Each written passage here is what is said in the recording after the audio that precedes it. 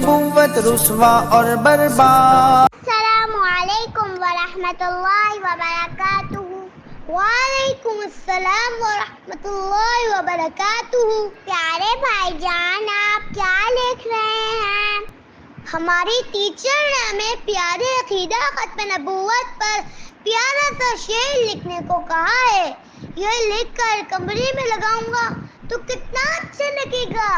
وہ شعر میں آپ کو سناتا ہوں۔ غلامان محمد کو سدا بیدار رہنا ہے، ابھی ختم نبوت پر بہت ہوشیار رہنا ہے۔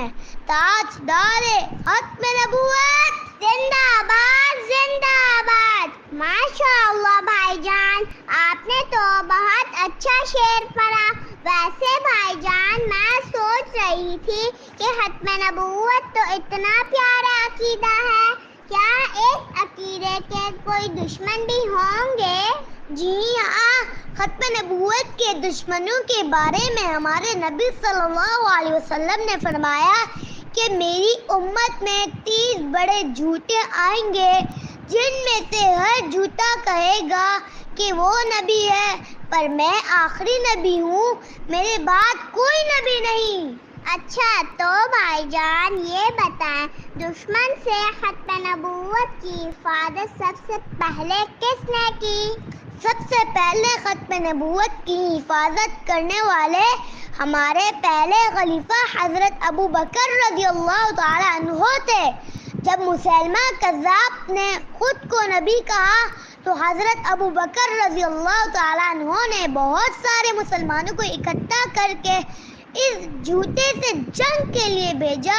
اس جنگ کو جنگ یمامہ کہتے ہیں۔ ختم نبوت کی حفاظت کے لیے کتنے صحابہ کرام رضی اللہ عنہم نے اپنی جانیں قربان کر دی؟ ختم نبوت کی جنگ میں 1200 صحابہ رضی اللہ تعالی عنہ نے اپنی جانیں قربان کی، جن میں سے 700 حفاظ کرام بھی شہید ہوئے۔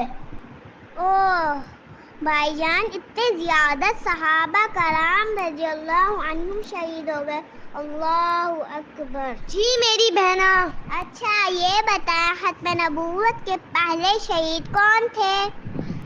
ختم نبوت کے پہلے شہید حضرت حبیب بن زید رضی اللہ تعالی عنہ تھے۔ جھوٹا مسلمہ ان سے زبردستی ختم نبوت کا انکار کروانا چاہتا تھا، لیکن انہوں نے اس کی بات نہ مانی، جس پر انہیں بہت دردناک طریقے سے شہید کر دیا۔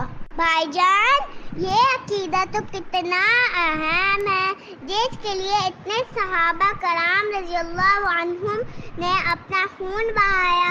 ہم بھی اپنا خون پسینہ ایک کر کے اس عقیدے کی حفاظت کریں گے انشاءاللہ۔